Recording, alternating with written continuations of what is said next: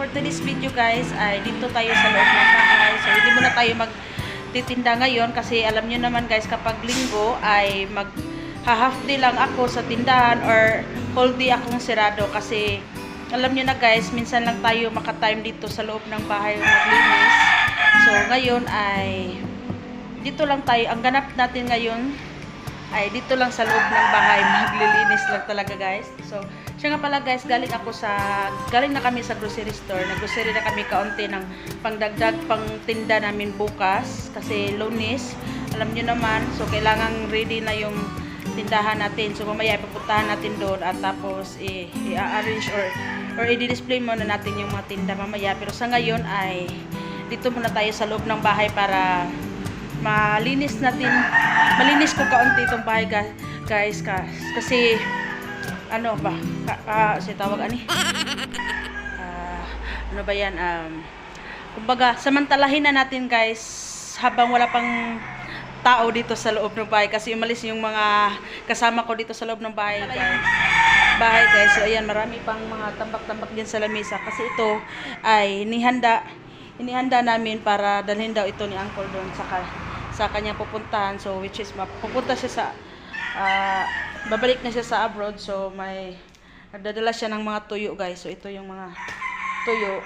So ninirap na niya guys para hindi siya mangamoy ba. Ang ginagawa ko pala ay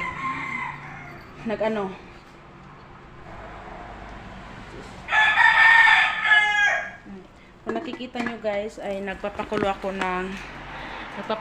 ng nangka kasi bala ko sanang maginataang langka kaso magte-text muna ako doon sa auntie ko kung dito ba sila maghahaponan para maluto ko yun. Pero kung hindi sila dito maghahaponan guys, iba yung ulamin namin ngayon. Okay lang sa amin kasi kami lang naman dito. So sa ngayon ay pakukuluan ko lang yun.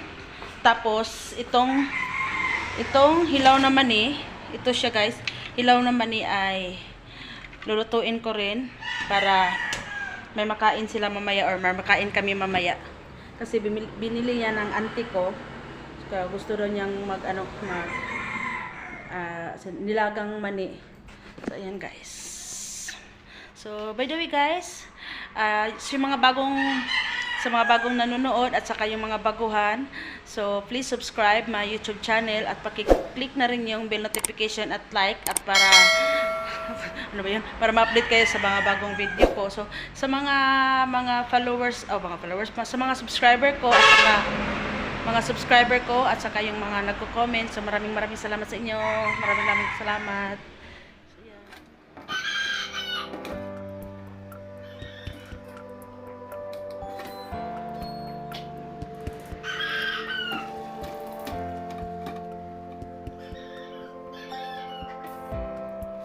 So, siya nga pala guys, ito siya. So, nag-aantay lang ako ng reply ng auntie ko para maluto ko siya. Pero kung hindi sila dito maghahapunan, so bali ipapalamigin ko lang yan. Tapos ipapasok ko sa ref para bukas na lang namin yan lagyan yung ipagpatuloy yung pagluluto. Sa ngayon ay mag-aantay muna ako ng reply. Which is hindi pa siya nagre-reply guys. So, wala pang reply. Hindi niya siguro napansin yung message ko. Siya nga pala guys, itong nga palang mga binabalot namin nga tuyo ay kung napadala namin ito sa abroad, ay hindi naman ipapadala. Papasalubong. So, pasalubong ni Uncle sa kanyang asawa. So, ito yan guys. Tilapia. Meron ding asuos, bulinaw, at saka danggit. So, ito yung danggit. So, ito lahat yun. Para kung gusto nila kumain ng yan, nagre-reply na. So, yan, hindi pa siya sure kung doon ba sila maghahaponan or dito. So, titext lang siya daw uulit mamaya para ma-update ako kung saan sila talaga kakain. So, ayan guys. Mag-umpisa na tayo kasi padilim na. So by the way guys, yung asawa ko ay kakarating lang. Dahil nag-give siya ng tubig. Bumili ng tubig guys. Tapos ngayon ay nagwawalis na siya sa dumi ng aming aso.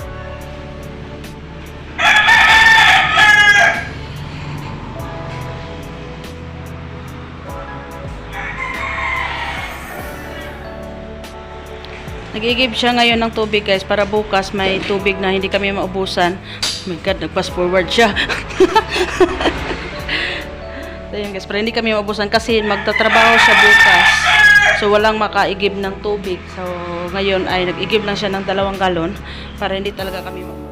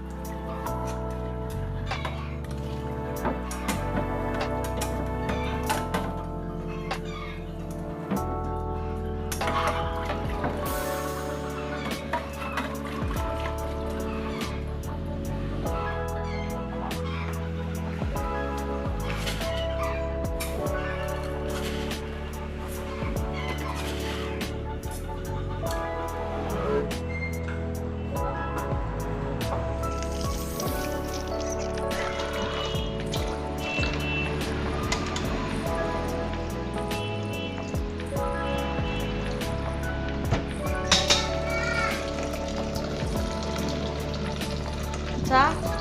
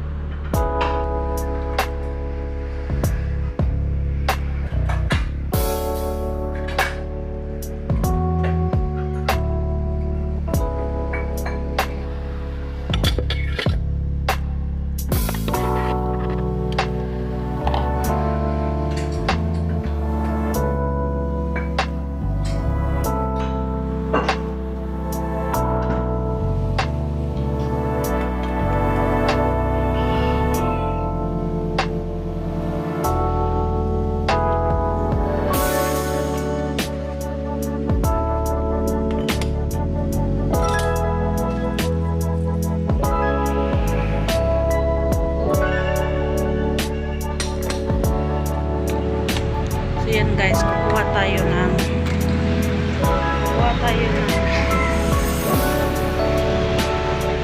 plastic, malaking plastic or sako dito sa tindahan para ilagay natin yung mga tuyo.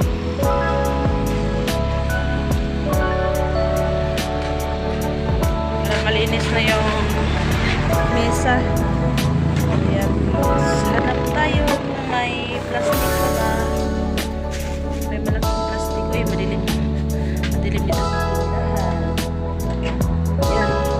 So siya nga pala guys, ito nga pala yung tindahan namin ngayon. So yan, kalat.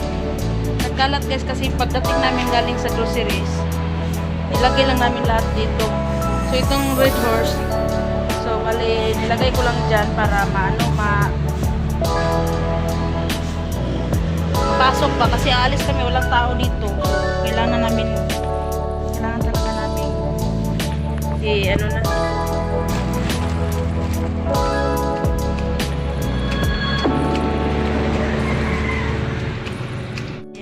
Sa sako ko lang dito ko na lang ilalagay guys para mas mabilis kasi pinapahirapan ko lang yung sarili ko.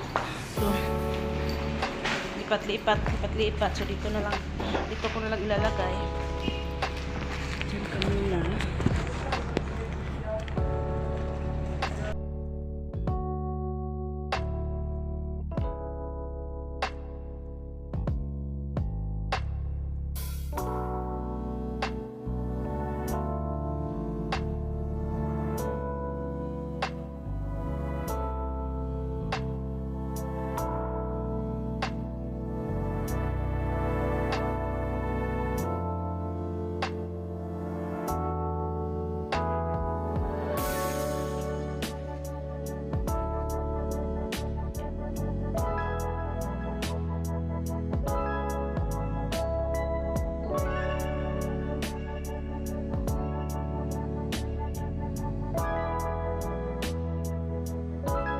Guys, isang sakong tuyo na yung tuyo yung bulad pa. Ayan, mag-isa na.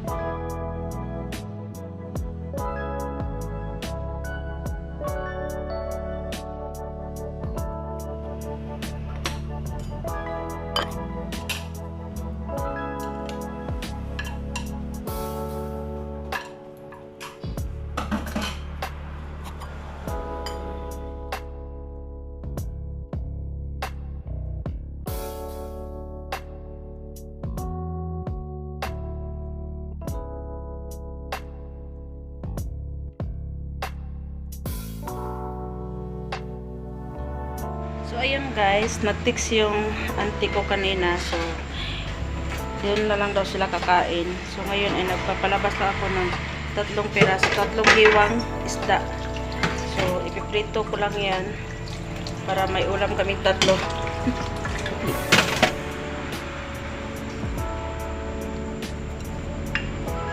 So ayan, 3 lang. Yan lang yung lulutuin ko. So by the way guys, ito nga palang nangka ay lulutuin ko ngayon, titimplahan. Pero bukas ko na lagyan ng ifa-final. So bukas ko na siya lagyan ng ng gata para hindi siya masira ba. Ayan, para ready na kasi kung bukas ko pa ito lulutuin guys, hindi ko na siguro kailangan ko ng oras. Alam niyo naman may tindahan tayo, so kailangan talaga nating lutuin ngayon para bukas ay iinitin na lang tapos lagyan ng gata. Pagkatapos ay punta na tayo doon sa tindahan para magbantay. Tsaka meron pa yung anak ko si Gwen. So bibihisan ko pa, hindi naman siya bibihisan ng kumbaga ko pa siya i-assist para papunta siya sa school. Kailangan talaga natin siyang paliguan, panuhin pa, pakainin. Alam niyo naman guys, bata pa. So kailangan talaga ng assist ng isang ina. Char. So ayan, ay lulutuin ko na lang ito mamaya pagkatapos. So ayan guys, see you.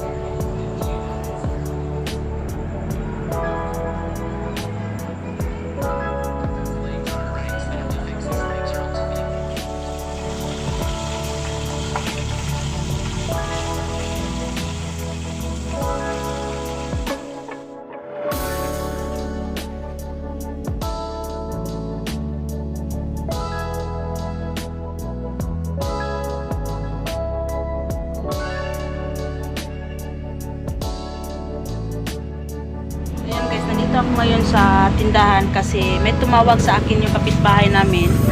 So tatanong siya kung bukas pa kami ngayon o hindi. Sabi ko, hindi kami bukas pero anong sadya mo, Char? Anong sadya mo? So ayan guys, bumili siya ng bigas, 1 kilo.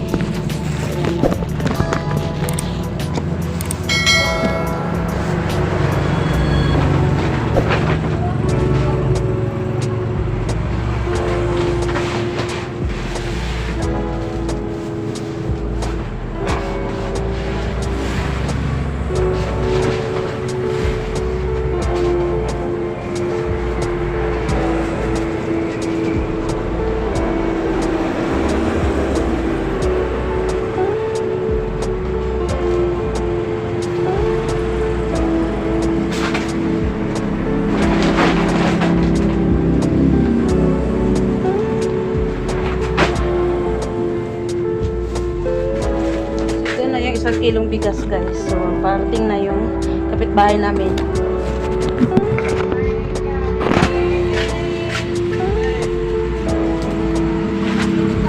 Sulot din!